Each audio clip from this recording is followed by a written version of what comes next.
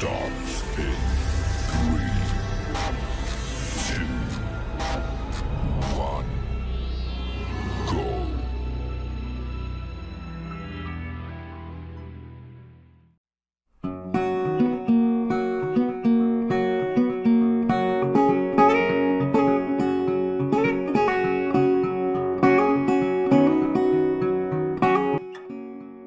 Halo, selamat datang kembali. Kita bertemu lagi kali ini. Dan kali ini kita akan membahas tentang recount text. Nah, mungkin beberapa dari kalian sudah tahu dan sudah paham ya apa itu recount text. Dan di sini Miss ingin berbagi kepada kalian yang memang belum paham atau bahkan belum mengenal sama sekali apa itu recount text. Nah, so who knows what is recount text? Langsung saja ya. So, recount text is a text which retells events or experience in the past.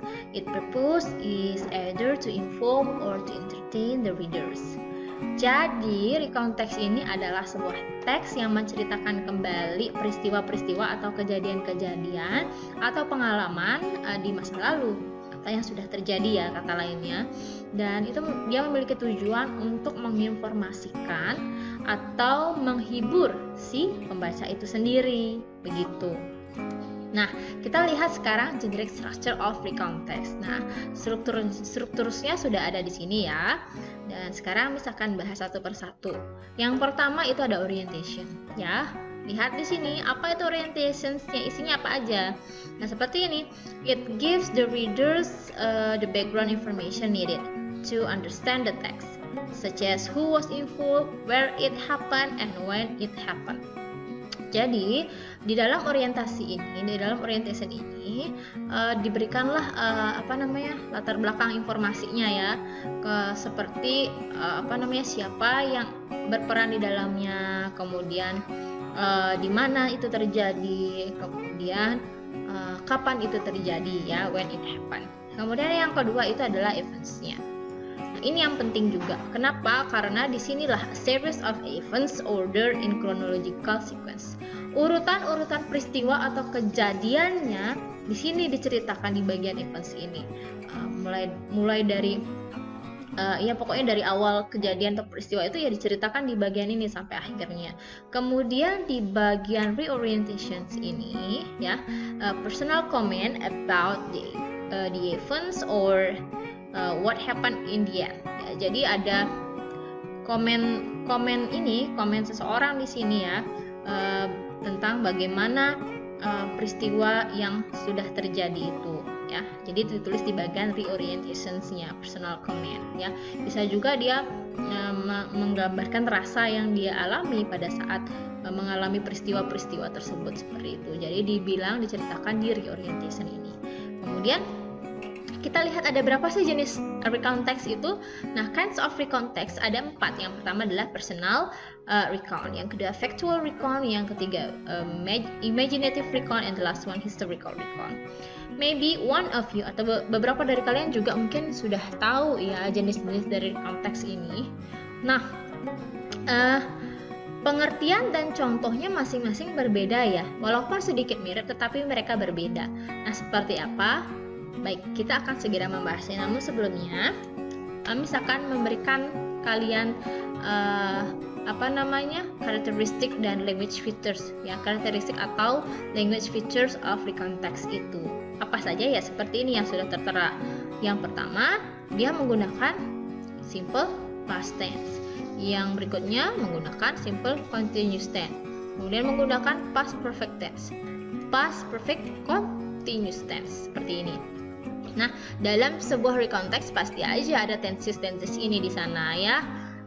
Kemudian yang berikutnya, yang kedua yaitu frequent use is made of words which link events in time, such as next, later, when, that, after, before, first, at the same time, as soon as he left, late on Friday, on Saturday, on Monday, on Sunday.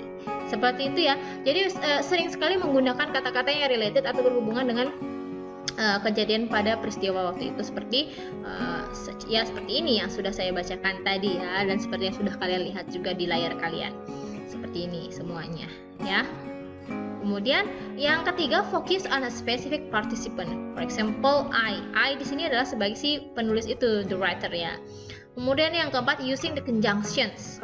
Kata penghubung yang digunakan ya seperti then, before, after, dan lain-lainnya. Kemudian menggunakan juga action verb seperti went, stayed, dan lain-lain. Kemudian yang terakhir itu ada passive voice di sini digunakan, kemungkinan digunakan. Contohnya the bottle was filled with ink.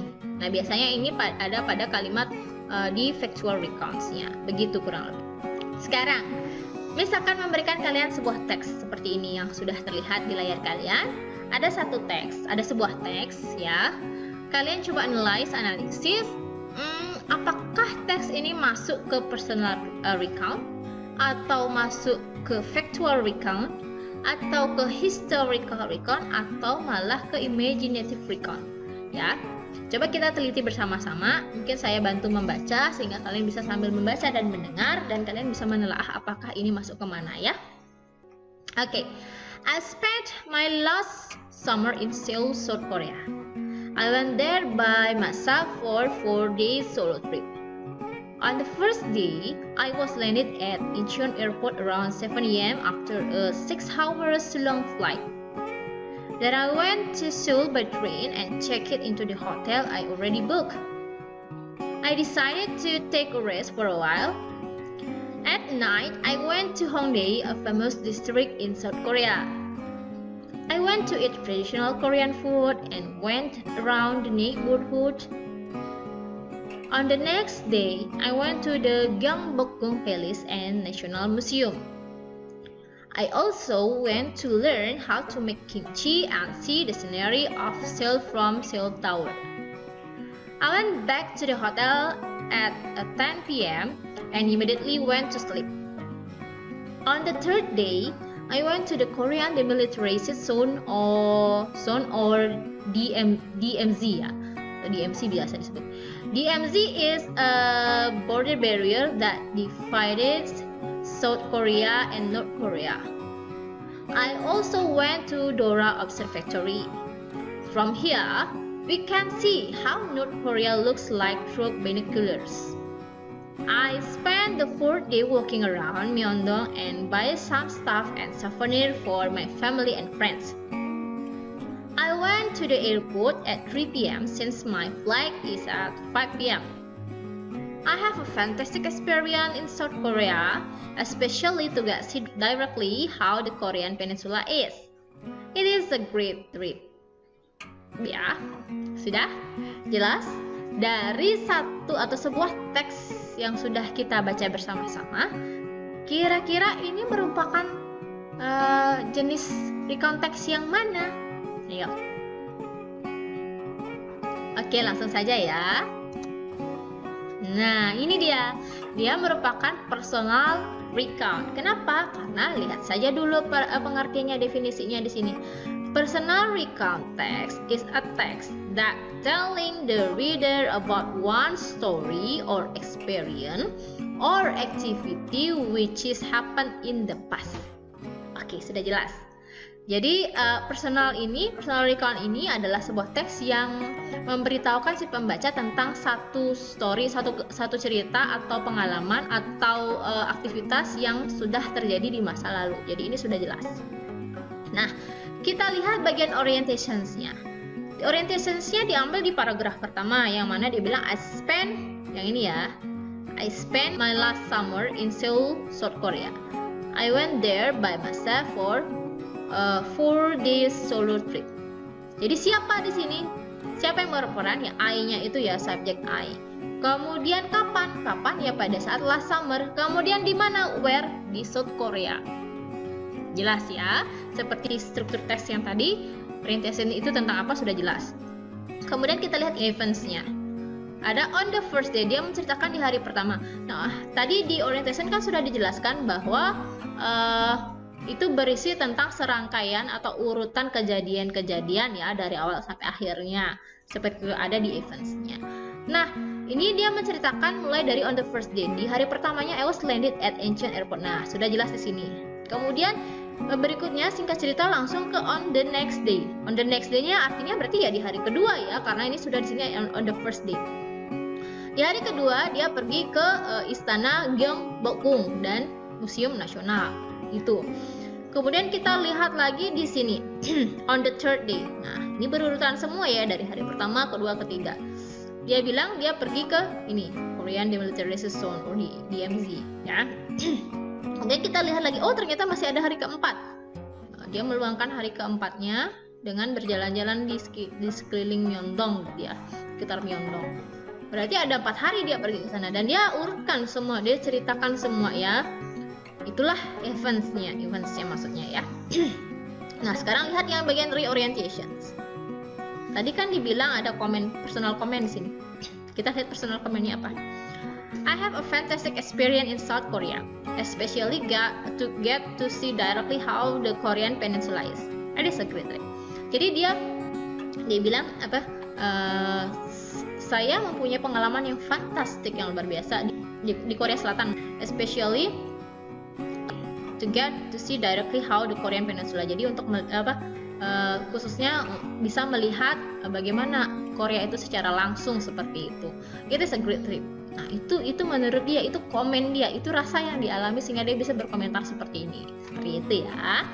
Jadi sudah paham mana orientasi, mana eventsnya, dan mana reorientationsnya ya. Kita lanjut. Nah kita lihat factual recons. Pengertiannya dulu ya, kita lihat di sini is recording an incident, example a science experiment or police report ya. Jadi di sini lebih ke apa namanya melaporkan kejadian-kejadian seperti kriminal atau apa seperti ya police report gitulah. Kemudian ada science experiments juga di sini. Nah kita lihat contohnya. Ini di sini sudah tertera judul ya. Ada yang menjelaskan judul, ada yang tidak. Tapi di sini sudah ada judulnya. Judulnya ya, Man Charged with Pushing an Old Woman Down the Bus. Ya. Kita lihat orientasinya yang pertama. Singapura, sudah jelas ada di Singapura kejadiannya. Di mana di Singapura? The man who pushed an old woman down bus along. Jadi siapa di sini yang diceritakan? The man ini. The man yang mendorong si wanita tua ini ya. Kemudian di mana kejadiannya sudah jelas di Singapura. Terus di Singapura lebih mengkhusus on bus service ya. Ya, di sini di layanan bus service-nya. Dan itu kejadiannya kapan? Ini sudah ada. Ya, sudah jelas. Jadi dia masuk ke orientation-nya. Kemudian events-nya seperti yang tadi sudah kita lihat di contoh pertama, menceritakan tentang alur peristiwa itu ya. Ya, ini seperti ini. Nanti kalian bisa baca sendiri supaya kita tidak terlalu lama membahasnya, karena kurang lebih hampir sama seperti itu penjelasannya. Nah, reorientations-nya ya seperti ini ya. Oke. Ini personal comments-nya. Sudah jelas. Kita lanjut ke imaginative recontext. Nah, di imaginative recontext ini kita lihat pengertiannya terlebih dahulu. An imaginative recount is one way to recount or recreate a story, experience, or an event. Imaginative recounts differ from personal and factual recounts. Sudah jelas di sini ya. Jadi dia menceritakan kembali ya, menceritakan kembali sebuah cerita atau pengalaman atau kejadian. Nah, gitu. Jadi dia menceritakan kembali ya. Contohnya ya seperti ini, My Rainforest Adventures. Judulnya seperti ini, yang mana memiliki arti petualangan saya di hutan seperti itu. Oke. Lihat orientasinya, orientationsnya itu dimulai dari today. I woke up at 5 AM in the morning. Jadi pelakunya itu adalah I-nya. Kemudian kejadiannya itu dimulai dari jam 5 ya, in the morning ya. Kemudian kejadiannya itu adalah di hutan. Tempatnya di mana ya. Kemudian eventsnya di sini sudah jelas. Dia menceritakan dari melihat binatang pertama yang dilihat ya seperti ini. Ya, kemudian dibilang dia sangat takut dan dia merasa ingin lari. Ya, tetapi itu sangat berbahaya. Nah, dia menceritakan dari pertama sampai terakhir seperti ini. Apa yang dia lihat, masih dia menceritakan. Urutannya ada jelas di sini ya. Nah, reorientationnya ya I had a great times because I like the rainforest. Jadi komentarnya dia adalah saya memiliki waktu yang luar biasa ya karena saya sangat menyukai hutan seperti itu ini ya. Ini adalah personal comments-nya dia. Sorry. Oke, seperti itu ya. Sudah sangat jelas. Imaginative recontext. Kita lanjut ke historical recontext. Nah, di historical recontext ini kita lihat pengertiannya seperti ini. Ya. Is a text retelling of factual events that have happened in the past. Jadi semua kejadiannya memang terjadi di masa lalu. Namanya juga menceritakan kembali ya. Nah, judulnya sudah jelas di sini ada The Battle on the November 10, 1945. Jadi pertempuran 10 November ini ya, pertempuran 10 November tahun 1945. Nah, orientationsnya di sini adalah yang mulai dari The Battle of Surabaya was fought between pro-independence Indonesia bla bla bla bla. Jadi ini menceritakan tentang peperangan yang terjadi di Surabaya begitu. Nah, letaknya berarti sudah jelas di mana ya, di Surabaya. Kemudian siapa saja? Ya yang ini. Siapa yang involved di sana ya pro-independence Indonesian soldiers dan ini. Nah, ya. Kemudian kejadiannya kapan? Kejadiannya itu on 27 Oktober 1945. Begitu. Sudah jelas di sana orientationsnya. Kemudian eventsnya dimulai dari pemimpin-pemimpin ini. Nah, pemimpin dari apa namanya? Nah, the leaders ini ya mulai marah. Nah, ini awal ceritanya, awal kejadiannya. Mulai marah.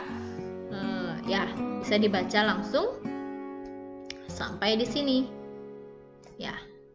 Kemudian untuk reorientationsnya ya personal comments-nya it was a day now commemorated in Indonesia as Heroes Day. Jadi itu sekarang tuh dijadikan sebagai hari pahlawan itu di Indonesia gitu.